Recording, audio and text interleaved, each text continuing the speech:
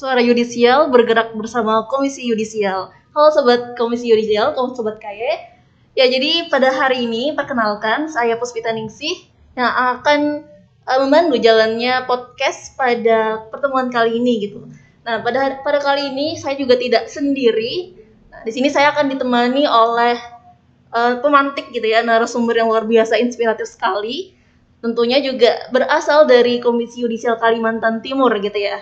Oke, sebelum kita masuk ke sesi Bapak gitu ya, saya akan coba untuk sapa-sapa terlebih dahulu penonton atau juga Sobat KAY yang sekarang dimanapun berada gitu ya. Semoga meskipun sekarang kita dalam kondisi pandemi COVID-19, masih diberikan kesehatan dan juga perlindungan dari Tuhan Yang Maha Esa.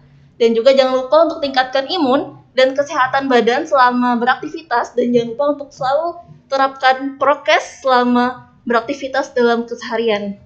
Oke, langsung saja. Di sini ada Bapak Abdul Ghaffar gitu ya, selaku asisten Komisi Yudisial Kalimantan Timur. Ya, Bapak Abdul Ghaffar, gimana kabarnya Bapak pagi hari ini? Alhamdulillah sehat. Ya, alhamdulillah ya, dalam keadaan yang baik gitu ya Pak ya. Oke, jadi bincang-bincang kita kali ini itu akan membahas terkait dengan program juga yang akan dibawakan oleh Bapak gitu ya, selaku asisten PKI Kaltim terkait dengan pemantauan persidangan gitu ya. Nah, jadi tentunya Sobat KAY di luar sana mungkin akan bertanya-tanya nih Pak ya, pemantauan persidangan itu seperti apa, atau pemantauan itu bagaimana sih gitu ya.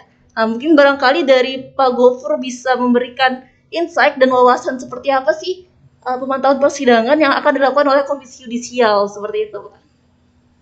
Ya, silakan. Ya. Baik, terima kasih atas waktunya yang diberikan. Assalamualaikum warahmatullahi wabarakatuh.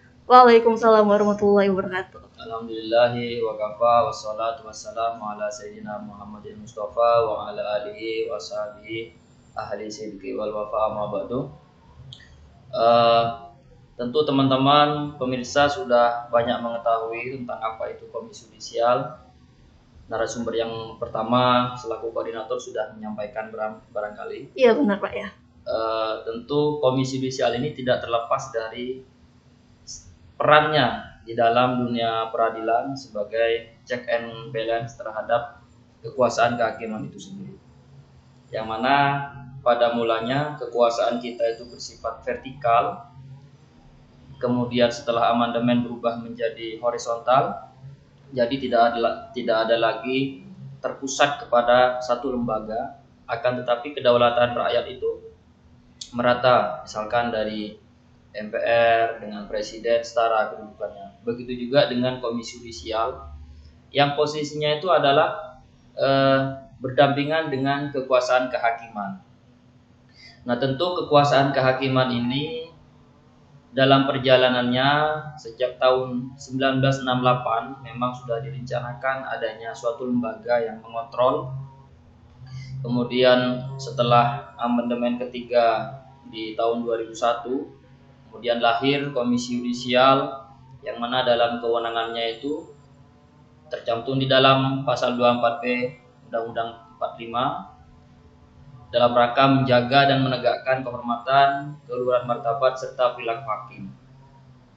Nah, dari kewenangan tersebut kemudian lahir undang-undang yang menjabarkan tentang tugas Komisi Yudisial itu sendiri, yaitu nomor 18 tahun 2011.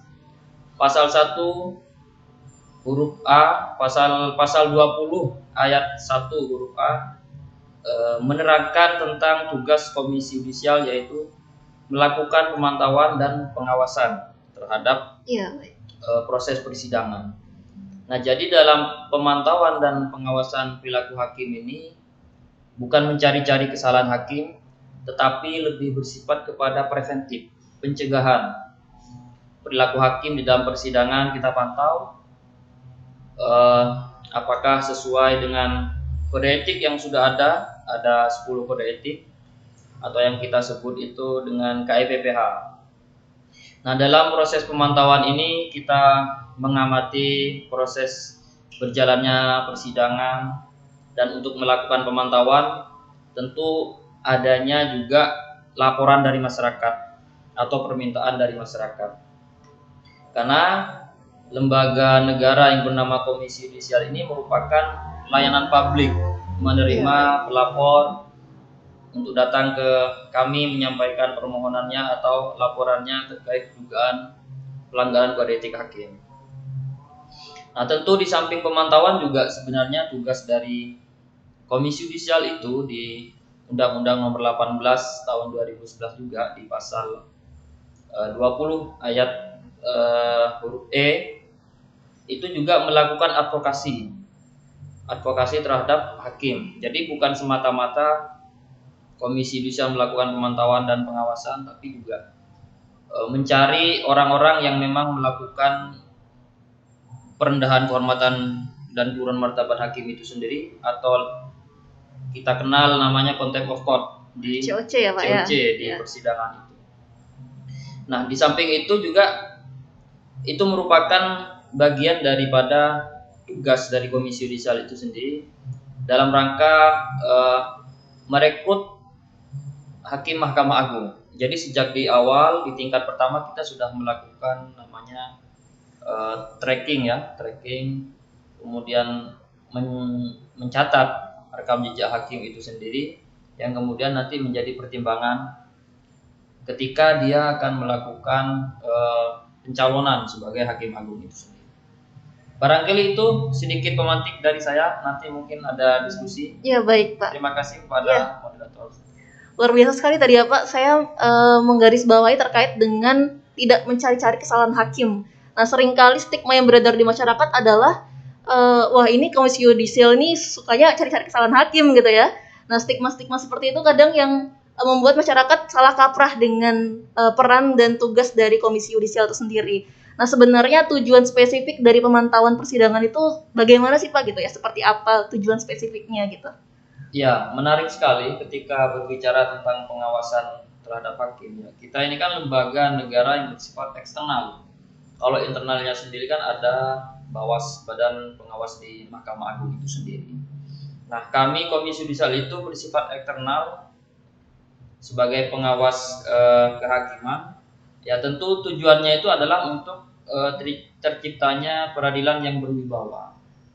Terciptanya peradilan yang berwibawa sebagaimana terciptanya kode etik hakim itu sendiri. Hakim harus adil, harus jujur, harus profesional, bertanggung jawab, rendah hati dan lain sebagainya.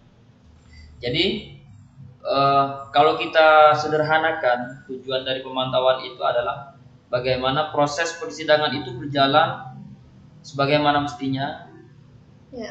Sebagaimana mestinya, kemudian memang ada sedikit perbedaan ketika suatu perkara itu kita pantau dan tidak kita pantau. Misalkan dari sikap hakim itu sendiri. Ketika kita pantau ya memang mereka lebih menjaga image, lebih menjaga gestur tubuhnya, lebih adil gitu ya, lebih disiplin gitu ya Pak. Betul. Dan dibandingkan dengan perkara yang tidak kita pantau. Kira-kira seperti itu. Jadi pada poinnya tujuan pemantauan itu bukan mencari kesalahan hakim, tapi sebagai pencegahan agar hakim itu disiplin dan menjunjung tinggi nilai-nilai kode etik itu sendiri. Oke, baik. Jadi pada intinya adalah untuk menjaga martabat dan keluhuran hakim ya Pak ya. Betul. Seperti itu. Nah, oke, kita coba bicara spesifik lagi nih Pak terkait dengan pemantauan. Nah, ketika melakukan pemantauan Pak, apakah ada sistem khusus yang perlu KY ajukan atau prosesnya seperti apa sih Pak bisa KY ini melakukan pemantauan di sebuah persidangan gitu? Apakah harus ada laporan dari masyarakat atau bisa gitu inisiatif dari KY untuk melakukan pemantauan itu sendiri? Ya, pemantauan itu ada dua jenis ya, ada permohonan dari masyarakat. Tentu dari permohonan itu ada format seseorang yang ingin mengajukan permohonan yang mana di dalam format itu masyarakat dapat mencantumkan identitasnya, nama yang bersangkutan, ya kan, kemudian nomor perkaranya, majlisnya siapa, kronologis perkaranya apa, kemudian kenapa harus kita pantau, seperti itu. Apakah memang ada indikasi adanya dugaan pelanggaran kode etik hakim. Masyarakat ketika menemukan hal seperti itu bisa datang ke kantor kami untuk membuat permohonan pemantauan. Yang pertama dari masyarakat. Kemudian yang inisiatif adalah dari kami sendiri. Misalkan masyarakat tidak ada yang mengajukan permohonan, ya kita bisa turun juga. Kriterianya adalah ketika perkara itu menarik perhatian publik. Misalkan juga mengakibatkan kerugian keuangan negara. Oh ya, baik. Ya, misalkan tindak pidana korupsi, ya kan? Dan sering menarik perhatian publik itu contohnya apa? Sering dimuat di media, misalkan masuk di koran, bahkan masuk di televisi. Nah, itu tolok ukur ketika kita melakukan pemantauan. Tidak semua perkara kita pantau, karena kita tahu di pengadilan negeri itu dalam 1 tahun bisa 1.000 lebih ya perkaranya. Luar biasa banyak ya Pak ya. Banyak. Belum lagi di pengadilan agama, di pengadilan tata usaha negara, dengan SDM yang sederhana ini ya kita mencoba untuk menfilter mana-mana yang perlu kita dilakukan pemantauan. Kira-kira seperti itu. Oke, baik. Berarti kalau untuk inisiatif berarti harus kasus yang besar terlebih dahulu ya Pak, kasus yang menarik banyak perhatian publik gitu ya, yang dimuat dalam media massa, baik itu televisi, cetak dan lain sebagainya gitu. Oke, untuk ini Pak, mungkin teknis gitu ya ketika melakukan pemantauan, apakah ada peralatan-peralatan khusus Pak? Biasa kan pemantauan itu seringkali kita tahu bahwa oh ini apakah direkam ya atau gimana gitu modelnya, atau hanya langsung dipantau aja, orang-orang kaya datang ke persidangan baru mantau. Alat-alatnya apakah ada Pak gitu? Iya, tentu. Kami ada alat rekam untuk merekod, ada kamera, video. Nah, kami sebagai lembaga negara yang berwenang melakukan pemantauan itu sama, kita tetap menjunjung tinggi kewibawaan pengadilan itu sendiri. Contohnya, ketika kita sebelum pasang kamera, kami harus izin terlebih dahulu kepada majelis hakimnya. Kemudian sebelum kita datang ke sana, kita datangi ketua pengadilannya untuk meminta izin. Mungkin orang bertanya loh, apa gunanya kalau seperti itu pemantauan gitu kan? Ya izin lagi gitu ya lagi, Pak. Mereka tahu ya kan kalau mereka dipantau. Ya itu kembali ke tadi bahwa pemantauan itu bukan mencari-cari kesalahan, tapi pencegahan. Kira-kira seperti itu. Iya benar Pak. Apakah ada Pak kasus persidangan yang mereka itu menolak adanya pemantauan gitu Pak? Apakah bisa ditolak untuk KY itu melakukan pemantauan persidangan? Sejauh yang kami alami, tidak pernah ada hakim yang menolak dengan kehadiran kami dalam melakukan proses pemantauan itu. Justru mereka welcome sekali. Oke, Tapi memang ada beberapa kejadian yang miskomunikasi sebenarnya. Kita sudah mendatangi ketua pengadilan negeri, ya kan. Kemudian pada saat kami pasang kamera di ruangan majelis itu, ketua majelisnya menegur, ini siapa ini? Padahal kameranya juga belum terpasang. Yang terpasang itu cuma tripod berdiri, gitu. Tidak ada kameranya. Ketua majelisnya menegur, ini siapa ini? Kok pasang kamera di sini? Ini lembaga negara ini peradilan gitu kan, pengadilan. Tolong dihormati. Nah, kira-kira seperti itu ya. Kita maklum gitu kan. Kita maklum karena memang kita pada saat itu belum berkomunikasi dengan ketua majelisnya, cuma kita sudah terlebih dahulu minta izin ke ketua pengadilan negerinya, dan itu sebenarnya wajar saja. Oke, baik Pak. Tadi juga Bapak bicara terkait dengan kasus-kasus gitu yang dilakukan pemantauan. Adakah kasus yang sudah putus atau kasus yang masih berjalan Pak yang dilakukan pemantauan itu gitu? Ya, biasanya pemantauan itu memang kita lakukan pada saat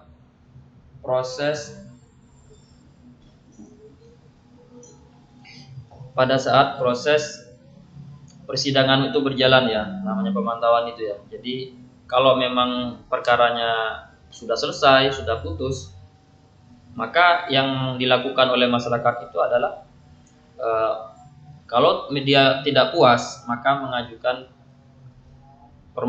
pelaporan dugaan pelanggaran kode etik hakim. Apabila perkaranya sudah selesai, sudah putus.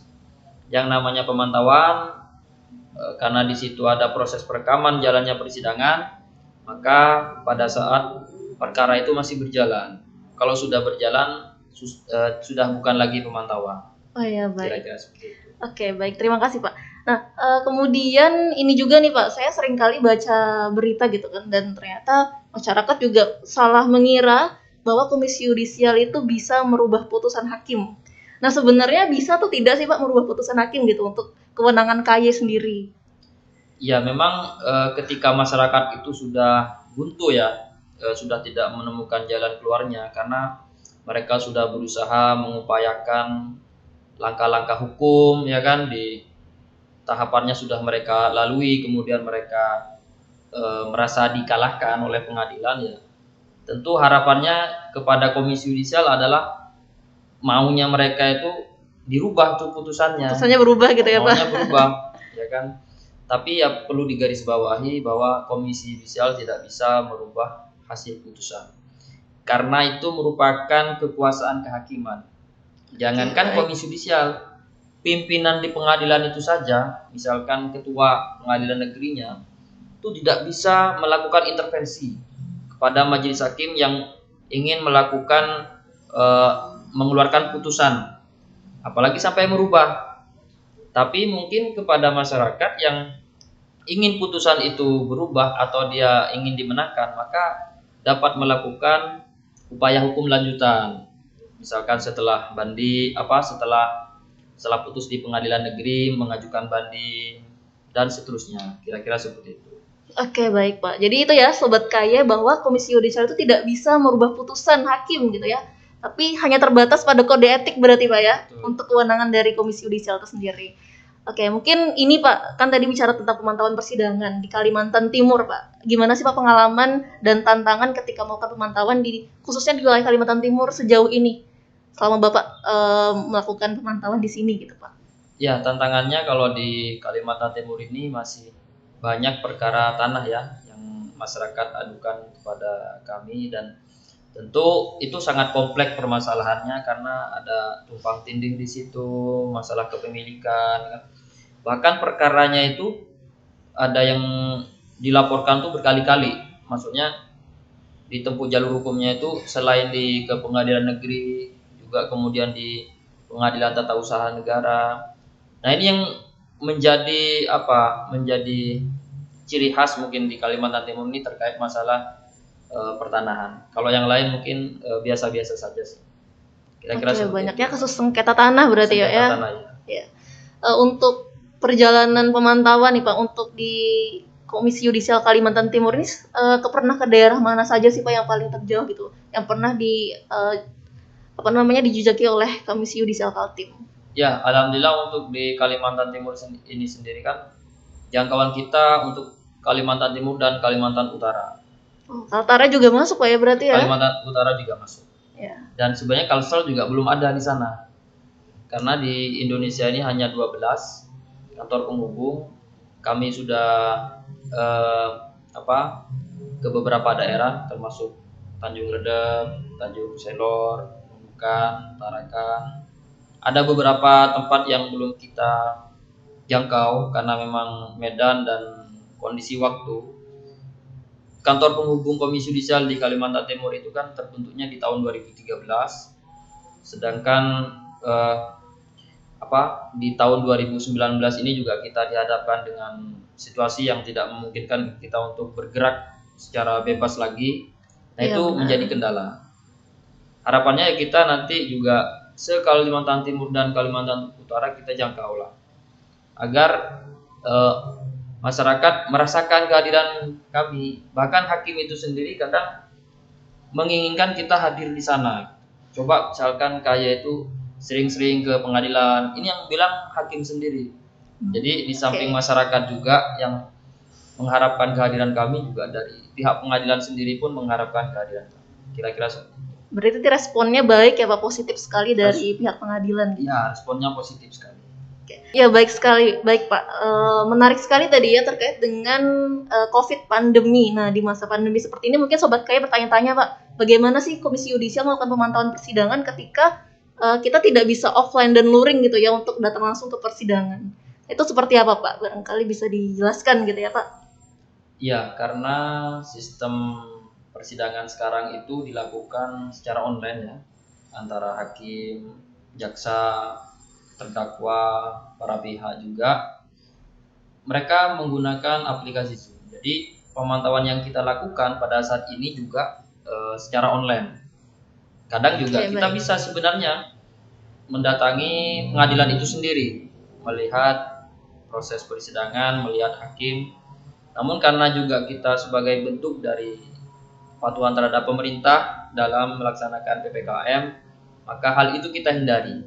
Jadi cukup kita secara online juga, meskipun para pihak juga sebenarnya sangat menyayangkan dengan sistem persidangan seperti ini, karena jaksa misalkan tidak bisa menggali lebih dalam keterangan-keterangan baik itu dari terdakwa ataupun saksi, karena mimik wajah itu sangat menentukan, gestur tubuh itu sangat menentukan ketika mereka menggali informasi. Kira-kira seperti itu. Oke, baik Pak. Jadi memang itu ya plus minusnya Pak ya, ketika kita di saat pandemi sekarang itu melakukan pemantauan persidangan. Nah mungkin tantangan Pak selama menjalani pemantauan persidangan di masa pandemi ini, ada tantangan yang sulit dikendalikan atau bagaimana Pak selama melakukan persidangan atau melakukan pemantauan?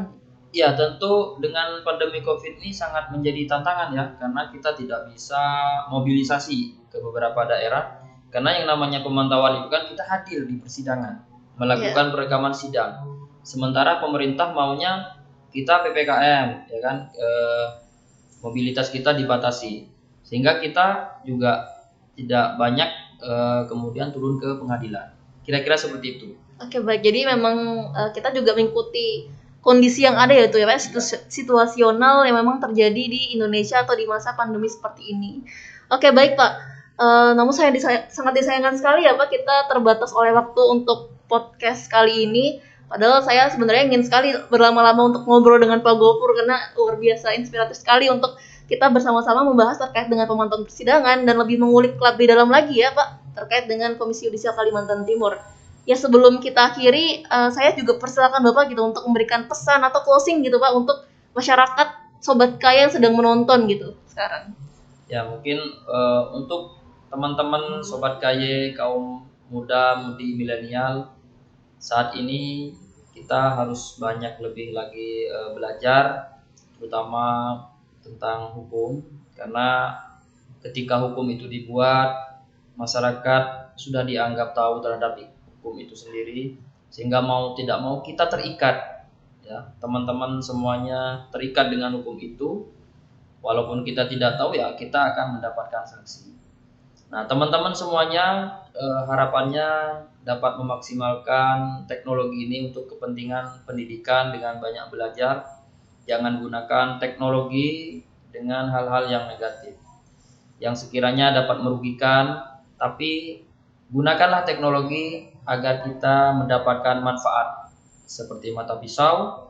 Ketika kita gunakan untuk di dapur ya kita bisa makan, tapi kalau kita gunakan untuk melukai orang, kita bisa dipidana. Kira-kira seperti itu pesan saya. Kurang lebihnya mohon maaf. Assalamualaikum warahmatullahi wabarakatuh. Waalaikumsalam warahmatullahi wabarakatuh. Baik, terima kasih banyak Pak Gofur atas sharing-sharingnya pada kesempatan kali ini gitu ya. Semoga next kesempatan kita masih bisa berbincang kembali ya Pak untuk mengulik lebih dalam terkait dengan pemantauan persidangan di Komisi Yudisial Kalimantan Timur. Ya mungkin kesimpulan dari saya untuk sesi kita pada kali ini gitu ya, bahwa pemantauan persidangan itu memiliki tujuan untuk menjaga kehormatan dan martabat dari hakim, bukan mencari-cari kesalahan. Itu ya mungkin garis besarnya untuk pemantauan persidangan kali ini, supaya Sobat Kaya juga tidak salah kaprah lagi terkait dengan tujuan dan spesifikasi apa itu dari pemantauan persidangan. Oke, baik. Sekian juga dari saya selaku host pada podcast kali ini. Semoga apa yang kita bincangkan pada kali ini bisa bermanfaat gitu ya, untuk menambah edukasi dan insight wawasan dari Sobat Kaya semuanya gitu. Oke, dari saya juga mohon undur diri.